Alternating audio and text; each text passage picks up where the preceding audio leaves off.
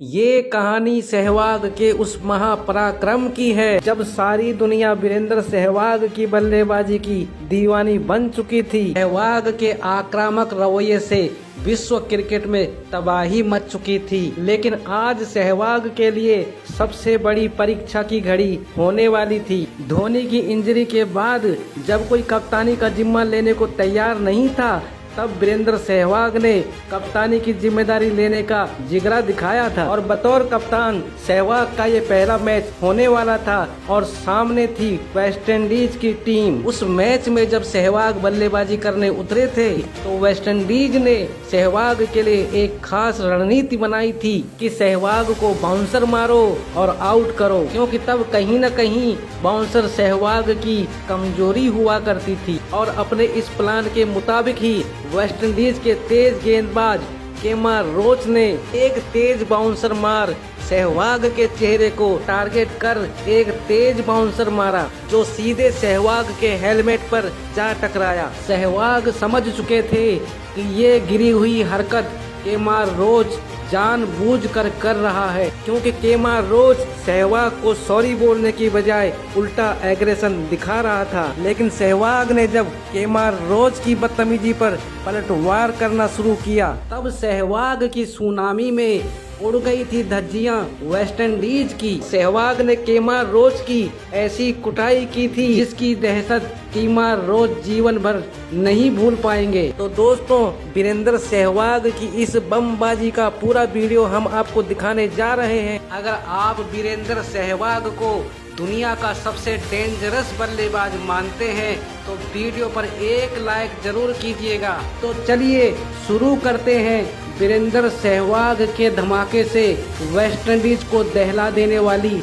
इस कहानी को। वेस्ट इंडीज की टीम 5 मैचों की श्रृंखला के लिए भारत के दौरे पर आती है, जहां वीरेंद्र सहवाग की कप्तानी में भारतीय टीम पहले 2 मैचों में धमाकेदार जीत हासिल करती है, लेकिन सीरीज के तीसरे मैच में भारतीय टीम को हार का सामना करना पड़ता है, जिसके चलते भारतीय टीम को चौथा मैच जीतना बहुत जरूरी हो गया था। ये करो या मरो का मुकाबला इंदौर के होलकर स्टेडियम में खेला जा रहा था, जहां भारतीय कप्तान वीरेंद्र सहवाग ने टॉस जीता और पहले बल्लेबाजी करने का निर्णय लिया और वीरेंद्र सहवाग के साथ गौतम गंभीर भारतीय पारी की शुरुआत करने मैदान पर उतरे। और जैसा कि मैंने पहले ही कहा था कि वेस्ट इंडीज की टीम खास सहवाग के लिए बाउंसर की रणनीति बनाकर आए थे, जहां केमार रोच ने पहले ही ओवर से बाउंसर दागना शुरू कर दिया था। और जब केमार रोच की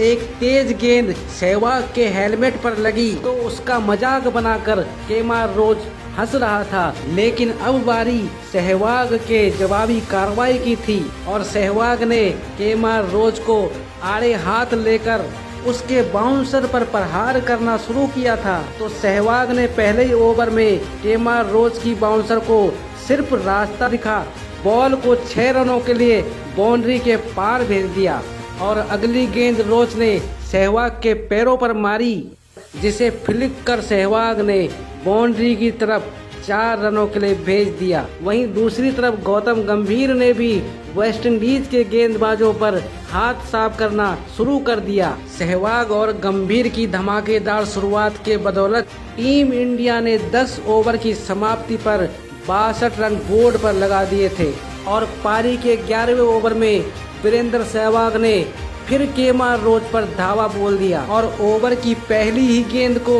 हवा में मारकर 6 रनों के लिए स्टैंड में भेज दिया। और पारी के 15वें ओवर में फिर वीरेंद्र सहवाग ने एक खूबसूरत छक्का मार अपने स्टाइल में अपना अर्धशतक भी पूरा कर लिया। 15 ओवर का खेल समाप्त हो चुका था। टीम इंडिया ने बगैर कोई विकेट खोए स्कोर को 100 रनों के पार भेज दिया था, लेकिन ये तो वेस्ट इंडीज की तबाही का सिर्फ एक ट्रेलर था। सहवाग के बल्ले से बैक टू बैक बाउंड्रीज की बरसात होने लगी। जो रणनीति वेस्ट इंडीज और केमार रोच ने सहवाग के खिलाफ बनाई थी, उस रणनीति पर चौका जड़ सहवाग ने पानी फेर दिया था। जो आग केमार रोच ने सहवाग के दिल में लगाई थी।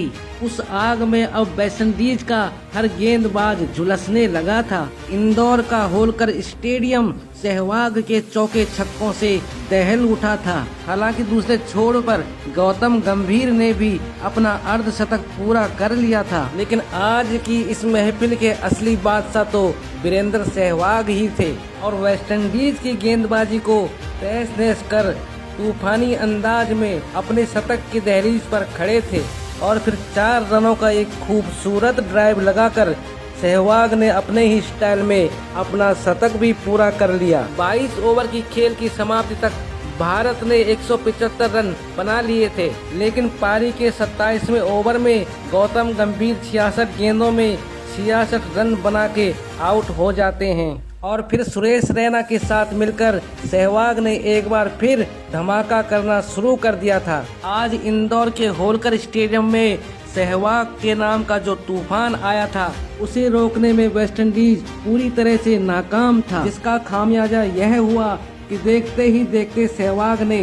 ताबड़तोड़ 150 रन ठोक डाले। और मजे की बात तो यह थी कि सहवाग गाना सुनाते सुनाते वेस्टइंडीजी गेंदबाजों के परखच्चे उड़ाते जा रहे थे। सहवाग की इस विस्फोटक पारी से वेस्टइंडीज के बॉलरों के कंधे झुकने लगे थे और सहवाग किस आग का गोला है ये केमार रोच को मालूम पड़ चुका था, क्योंकि सहवाग ने 197 रन अकेले कूट डाले थे।